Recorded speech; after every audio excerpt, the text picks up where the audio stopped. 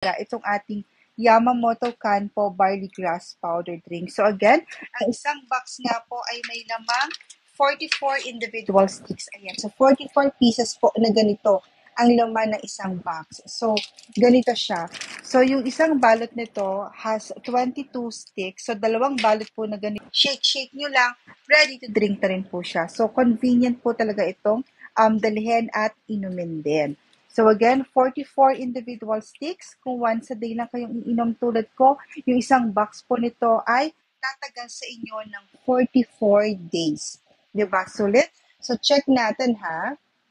Yan. So sabi ni soy sauce, masarap po yan lalo na pag may gatas.